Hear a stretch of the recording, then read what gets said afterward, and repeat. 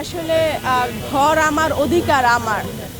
America পরাশক্তিধর রাষ্ট্র, সেখানে মানবাধিকার রয়েছে, গণতন্ত্র রয়েছে। তাদের জায়গা থেকে যদি মনে হয় যে মানবাধিকার লঙ্ঘন হয়েছে কিংবা গণতন্ত্র চর্চা হচ্ছে না, সেক্ষেত্রে তারা ভিসা নীতি দিতে পারে, কিন্তু তাদের আশায় তাকিয়ে থাকবো বিষয়টা এমন নয়। ভিসা নীতি না বাণিজ্য নীতি?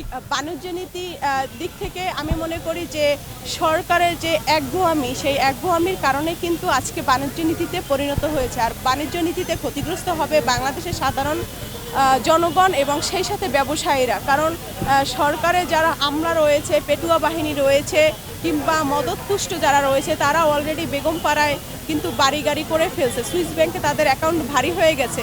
তারা বাণিজ্য নীতি পেলো কি পেলো না, তাতে তাদের কিছুই আসে যায় না। কিন্তু আপনি আমি খেটে খাওয়া প্রান্তিক চাষির কিন্তু অনেক কিছুই আসে যায়। আজকে যেখানে চাল ডাল দ্রব্যমূল্যের ঊর্ধ্বগতি, সেখানে কিন্তু কথা বলার কেউ নেই।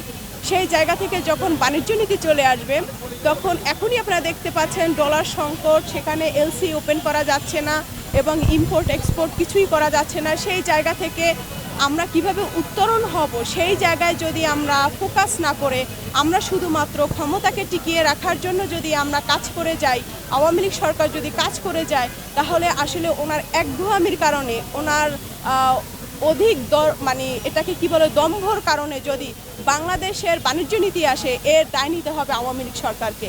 বাংলাদেশের জনগণ অলরেডি তাদেরকে একঘরে করে দিয়েছে।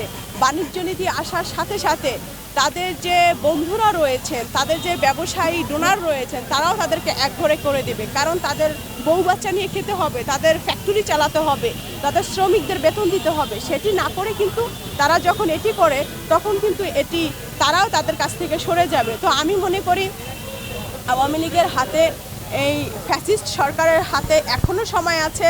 এই ফ্যাসিস্ট সরকার এই তকমা থেকে মুক্ত হওয়ার জন্য তাদের হাতে যথেষ্ট সময় আছে। গণতন্ত্রের জন্য, ভোটের অধিকারের জন্য এখনও বাংলাদেশের জনগণের সাথে এবং বাংলাদেশের বৃহত্তম যে রাজনৈতিক দল রয়েছে, বিএনপি সহ, জামাত সহ আরও যত বিরোধী দলের সংগঠন, রাজনৈতিক দল রয়েছে, তাদের সাথে তাদের বসা উচিত, আলোচনা করা উচিত এবং আলোচনার সাপেক্ষে একটি নিরপেক্ষ সরকারের অধীনে সুষ্ঠু ভোটের পরিবেশ করা উচিত। সেখানে যদি আবার আওয়ামী লীগ আসে, তাদেরকে আমরা স্বাগত জানাবো। সেখানে যদি বিএনপি আসে, আমরা স্বাগত জানাবো। সেখানে যদি গণ অধিকার পরিষদ আসে, সেখানেও আশা করি জনগণ স্বাগত জানাবে।